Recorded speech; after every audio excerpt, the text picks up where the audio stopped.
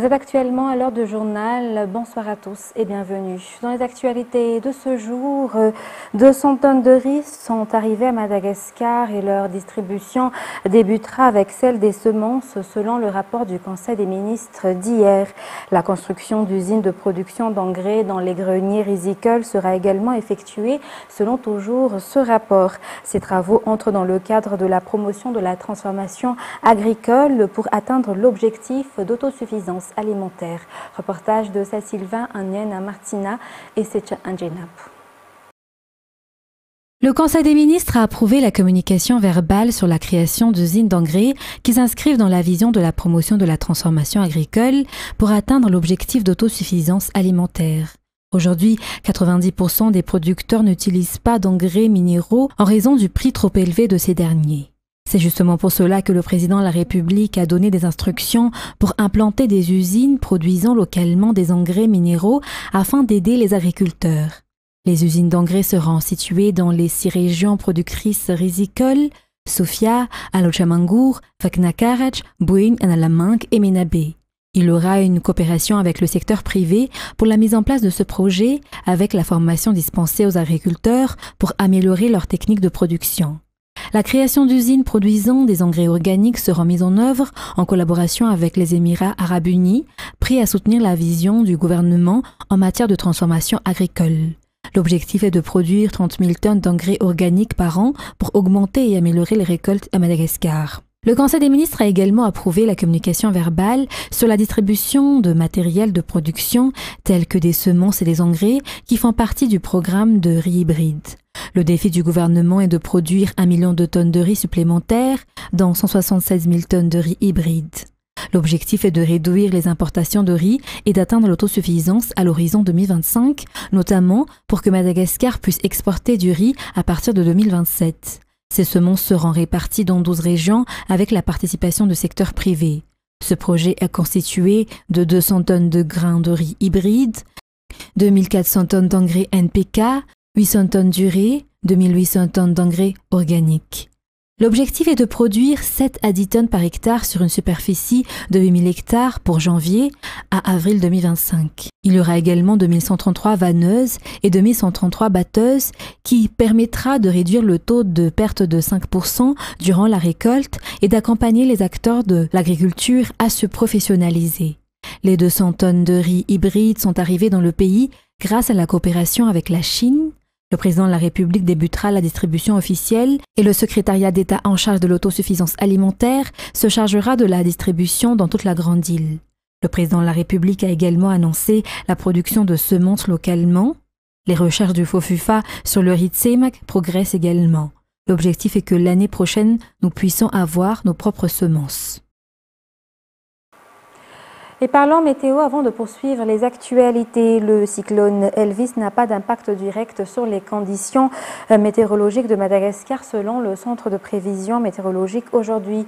Cependant, en raison de l'intensité des vents qui atteignent 50 à 60 km par heure, la côte sud-ouest de l'île a reçu une alerte rouge. Il est donc interdit de naviguer entre Touliar et Tolaniar. En revanche, un mauvais temps se forme déjà dans l'océan Indien.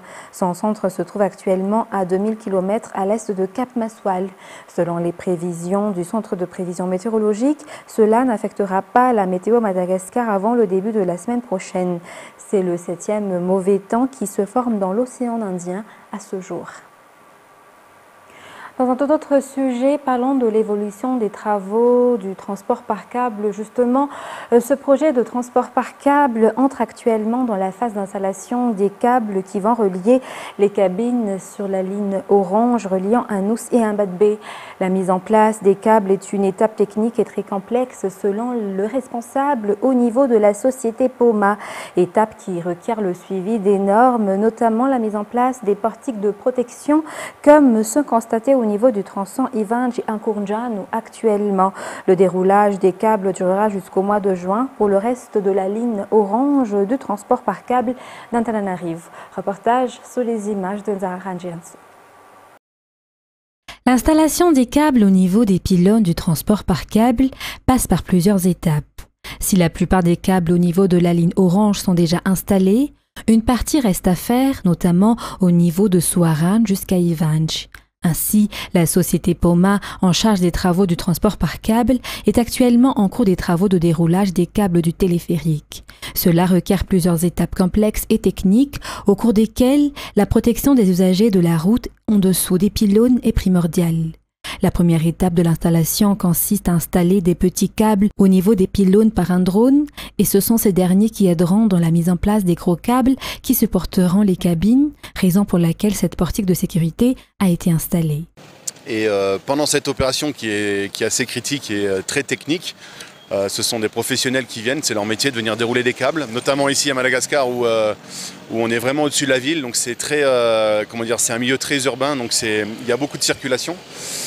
Et pendant la phase de déroulage, il y a le câble il peut y avoir des mouvements de câbles verticaux, c'est-à-dire que le câble peut monter, descendre entre les pylônes.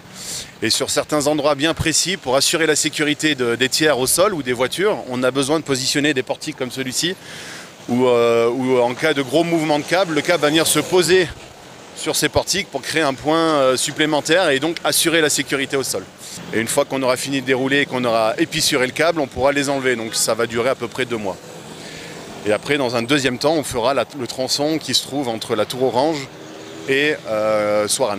Et là aussi, il y aura d'autres portiques qui seront installées. Voilà, donc le but, c'est vraiment d'assurer la sécurité de toutes les personnes au sol. Les techniciens effectuent également des prévisions techniques sur l'emplacement de ces portiques de protection. Par ailleurs, les techniciens visent à ce que ces derniers ne perturbent pas la circulation pendant ces 2 mois où ils seront installés.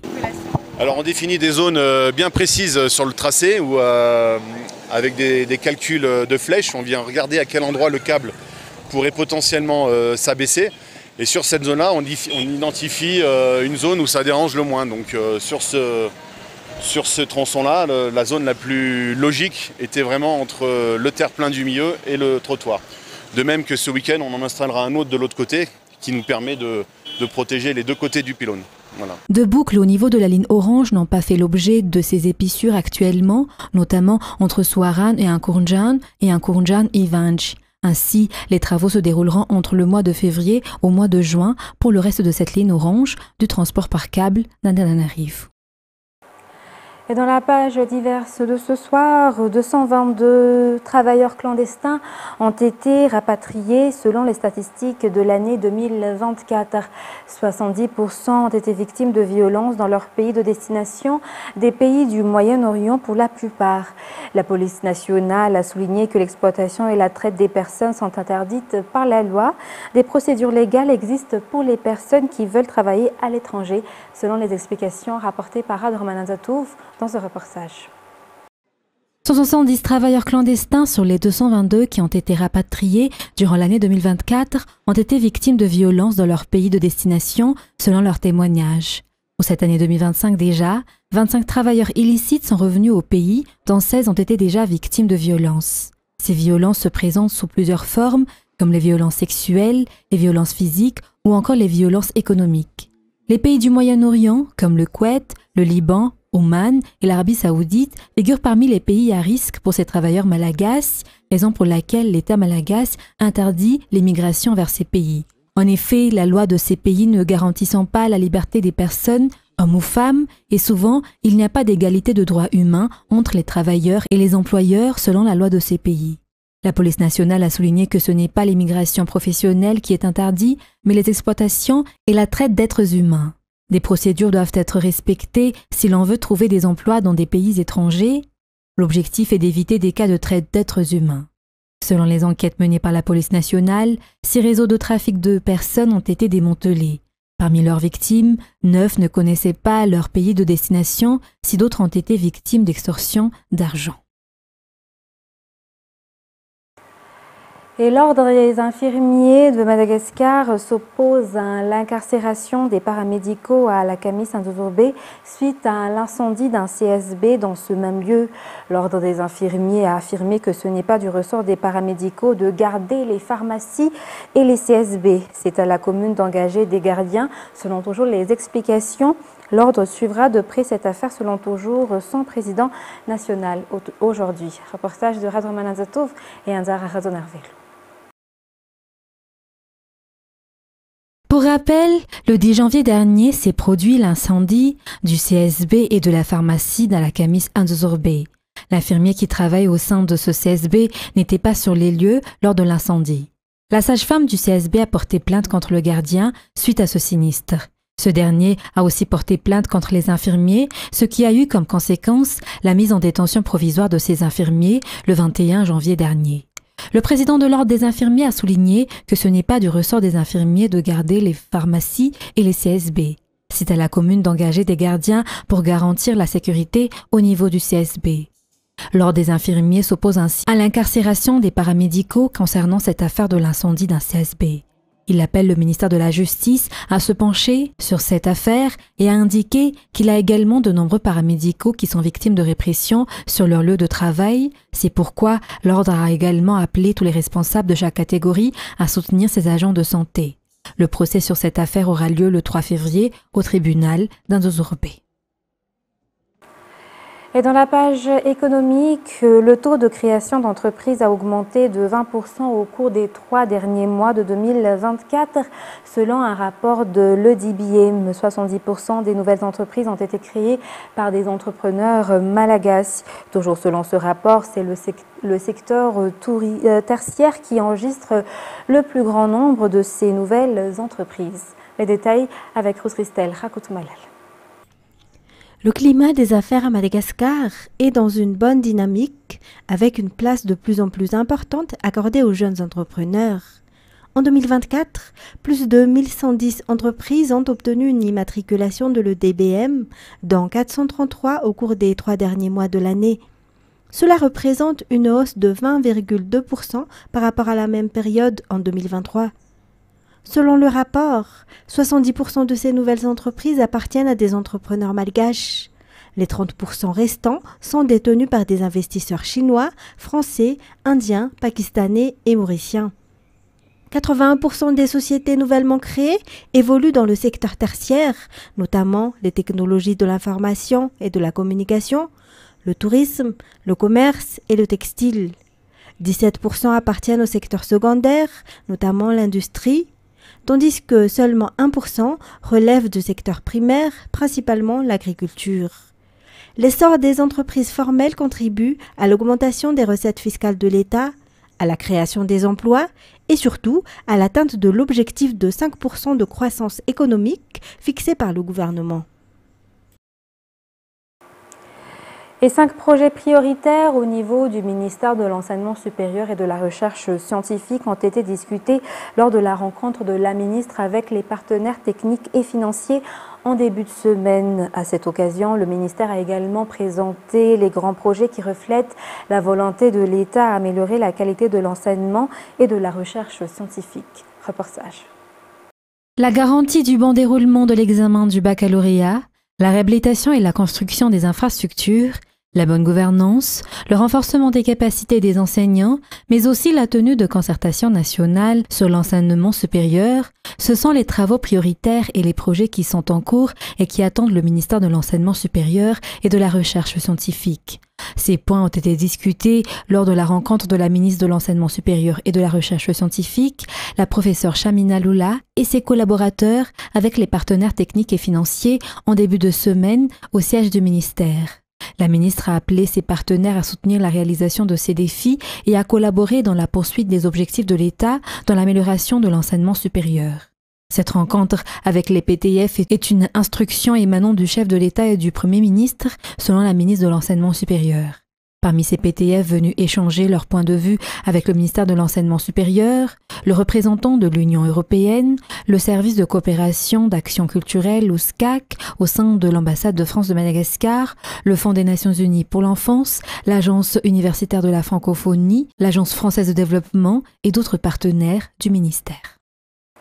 Restons toujours au niveau de l'enseignement supérieur, notamment au niveau des logements des étudiants, afin d'améliorer les conditions de vie de ces étudiants et l'environnement d'apprentissage dans les universités. Le ministère de l'Enseignement supérieur et de la Recherche scientifique a répondu aux demandes des étudiants en leur fournissant de l'électricité. Les travaux pour l'approvisionnement en électricité des logements des étudiants de la cité 1-4-2 d'une capacité de 160 kVA ont débuté hier, tandis que ceux pour la fourniture d'eau sont déjà en cours. Reportage. L'approvisionnement en électricité figure parmi les doléances des étudiants depuis que la cité a été opérationnelle. En effet, l'électricité qui a été installée ne parvient plus à répondre aux besoins quotidiens des étudiants car elle n'était que provisoire. Le problème est désormais résolu car la JIRAMA a enfin donné suite à la demande effectuée par le ministère de l'Enseignement supérieur et de la Recherche scientifique. Les travaux ont débuté hier pour approvisionner les logements grâce à une puissance de 160 kVA conduite par 11 poteaux électriques et un transformateur. Cette capacité peut répondre aux besoins d'électricité des 2 bâtiments R+1 des étudiants et étudiantes. En plus de l'électricité, les travaux de fourniture en eau des résidences étudiantes sont actuellement en cours et chaque résidence sera raccordée en commençant par le R+1 où se trouvent les étudiantes. Revenons dans la page fait divers. Une dizaine d'élèves de l'Esquintanmé, tous d'une classe de 6e, auraient perdu connaissance cet après-midi. Un élève qui a vaporisé du parfum dans la salle de classe est à l'origine de cet incident, selon les explications d'un responsable. Ces élèves ont été emmenés immédiatement pour traitement à la clinique des Sœurs d'Incat Foods. Ces derniers ont tous repris conscience lors du passage de nos journalistes sur le lieu vers 17h30. Selon le responsable de l'école, la bouteille de parfum fera l'objet d'une analyse à l'hôpital Agiara. Dans la page internationale de ce soir, dans une adresse à la nation, le président congolais Félix Tshisekedi a lancé hier soir un message d'espoir assurant que la RDC surmontera cette tempête et annonçant une riposte rigoureuse et coordonnée. Il a également condamné la passivité de la communauté internationale. France 24. Dans cette rue de Goma, un tas d'uniformes abandonnés des forces armées de République démocratique du Congo. Dimanche, la ville est quasi entièrement tombée aux mains du M23 et des troupes rwandaises. Mercredi soir, pour sa première prise de parole depuis le début de l'offensive rebelle sur Goma, le président Félix Tshisekedi accuse. La présence de milliers de soldats rwandais sur notre sol, leur soutien politique, logistique et militaire à leur pantin du M23, ainsi que leur implication dans l'exploitation illégale de nos ressources naturelles, nous conduisent tout droit à une escalade aux conséquences imprévisibles, mettant en danger toute la région des Grands Lacs. Mercredi soir, le président de la RDC a dénoncé l'inaction internationale, tandis que l'ONU, les États-Unis, la Chine, l'Union européenne et l'Angola demandent au Rwanda de retirer ses troupes. La communauté des États d'Afrique de l'Est exhorte quant à elle Kinshasa à engager le dialogue, notamment avec le M23. Mais le président de la RDC refuse tout net. Une riposte vigoureuse et coordonnée contre ces terroristes et leurs parrains est en cours. Depuis début janvier, dans l'est de la RDC, les affrontements ont contraint plus d'un demi-million de personnes à fuir leur foyer, selon les Nations Unies. À Goma, où vivent plus d'1 million d'habitants, les combats ont très fortement perturbé les approvisionnements en vivres et en électricité. Faute de courant nécessaire pour traiter l'eau, nombre de ses habitants sont désormais contraints de s'approvisionner directement dans le lac Kivu, au risque de s'exposer à des maladies infectieuses, comme le choléra. Et aux États-Unis, un hélicoptère militaire et un avion de ligne régionale sont entrés en collision au-dessus de Washington dans la nuit de mercredi à jeudi. L'avion qui atterrissait à l'aéroport Ronald Reagan s'est écrasé dans le fleuve Potomac avec une soixantaine de personnes à bord. Alors que les opérations de recherche sont en cours, le trafic de l'aéroport a été arrêté. France 24. Peu avant 21 h hier soir, une boule de feu éclaire soudainement le ciel de Washington. Un avion de ligne régionale vient d'entrer en collision avec un hélicoptère de l'armée américaine. L'appareil de la compagnie America Airlines s'écrase ensuite dans le fleuve Potomac situé à proximité de l'aéroport Ronald Reagan de Washington. Parti de Wichita dans le Kansas, il devait atterrir quelques minutes plus tard. À son bord, 4 membres d'équipage et 60 passagers, dont la femme de cet homme. Je prie juste pour que les secours la retrouvent.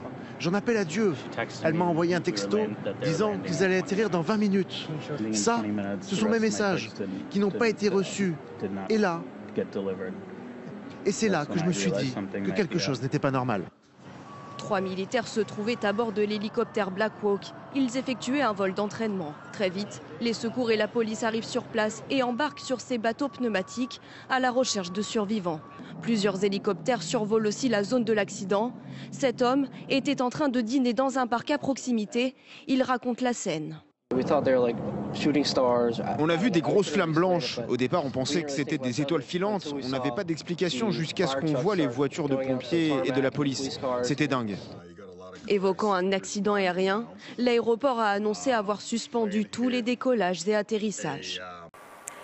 Et toujours au niveau des États-Unis et des controverses au niveau des décisions du président de la République américain, 2 avions militaires affrétés par le gouvernement colombien ont atterri le 28 janvier à Bogota avec à bord environ 200 migrants expulsés par les États-Unis en pleine tension diplomatique vers le gouvernement américain de Donald Trump, a annoncé le président colombien Gustavo Petro. Les détails avec France 24 toujours.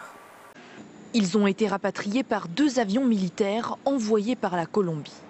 Après un bras de fer entre Bogota et Washington, plus de 200 migrants sont arrivés mardi dans la capitale colombienne, expulsés par les États-Unis, qui menaçaient d'alourdir les droits de douane sur tous les biens colombiens entrant dans le pays. Ils sont arrivés en bonne santé. Aucun d'entre eux n'est arrivé menotté, ce qu'il est important de souligner. Ils étaient tous très heureux de revenir dans notre pays.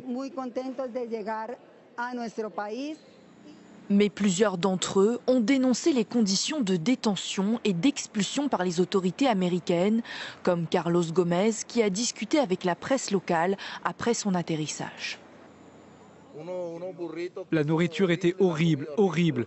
Et nous étions enfermés, en train de dormir pendant près de 10 heures, 12 heures, parce que nous n'avions rien d'autre à faire.